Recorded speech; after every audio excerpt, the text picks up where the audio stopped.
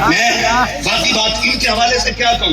امام شافعی سے کسی نے کہا تھا آپ بتائیں نا سیدوں کی شان کیا ہوتی ہے، تو 2 باتوں میں بات ختم کر دی. انہوں نے کہا سیدوں کی شان مجھ سے پوچھتے ہو تو سنو، یہ وہ لوگ ہیں جن پہ درود نہ پڑھا جائے تو ہماری نماز مکمل نہیں ہوتی ہے. جن پہ درود نہ پڑھا جائے تو ہماری نماز مکمل نہیں ہوتی ہے. یہ امام شافعی نے کہا. معاف کیجئے گا، بتاؤ خورشید بھائی بیٹھے ہو، کمیٹی والے سارے بیٹھے، کتنی محنت کر رہے تھے. میں ان چند لڑکوں کو دعائیں دیتا ہوں جنہوں نے میری گاڑی نکلوائی، اور اس محنت سے ہٹا بچا کے خورشید بھائی اور ان کے ساتھ کے 2-4 لڑکے انہوں نے گاڑیاں نکلوائی. کنڈیشن یہ تھی، لگتا ہی نہیں تھا کہ محفل مردوں کی ہے کہ عورتوں کی ہے. اور وہ جو چادروں کا جلوس نکال رہے ہیں، تم بھی مسئلہ کے اعلیٰ حضرت پہ عمل کرو. اور مسئلہ کے اعلیٰ حضرت یہ ہے کہ ایک چادر سے زیادہ چادر نہیں چڑھائی جانی چاہیے. یہ ہے مسئلہ کے اعلیٰ حضرت، ایک چادر سے زیادہ چادر کی اجازت نہیں. ہمارے مزاروں پہ 70 چادریں، اور ہمارے ادارے کے بچے بیٹھے ہوئے ایک ٹھنڈے پانی کے گلاس کو ترس جائیں. کون سا جواب حضور کو دو گے قیامت میں؟ مجھے بتایا جائے جس قوم کے پاس قبر پر بیٹھنے کے لیے ایک اونٹ کے سوا کر کے بوٹیاں کاٹ کے تقسیم کرنے کا وقت نہ ہو، وہ چادر لے جانے میں 18 گھنٹے لگاتی ہے. کون سا جواب حضور کو دو گے؟ تم اپنوں کے وفادار نہیں ہو سکے، مزار والوں کے وفادار ہو جاؤ گے. ایک بھیڑ چل رہی ہے چادر لے کر کے، بھیڑ اس میں چاہے میرا بیٹا ہو یا آپ کا ہو، اعتراض اس سے نہیں. جو غلط ہے تکلیف اس سے، تکلیف اس سے. آپ کی چادر لے کے کیوں گھوم رہے ہو؟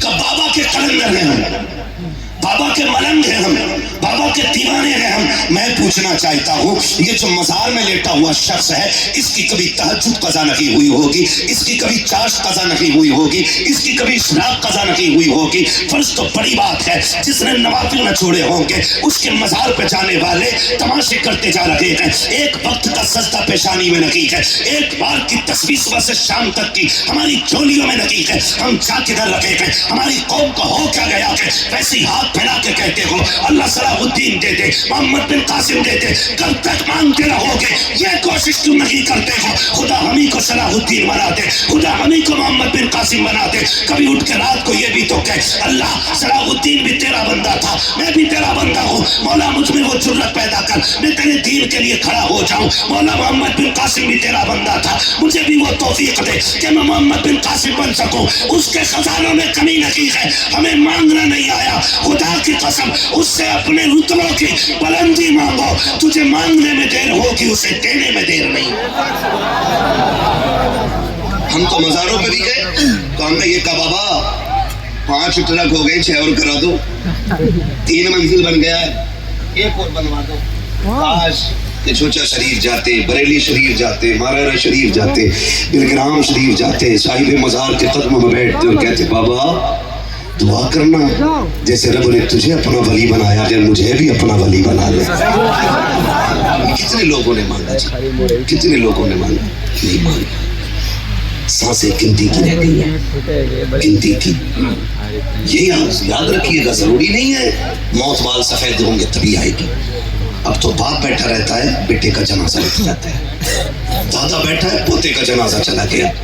جاؤ تمہارے پورے شہر میں ایک دروازہ جا کے چیک کرو اور پوچھو کوئی گھر ایسا ہے جس کی چوکھٹ سے ایک جنازہ نہ اٹھاؤ.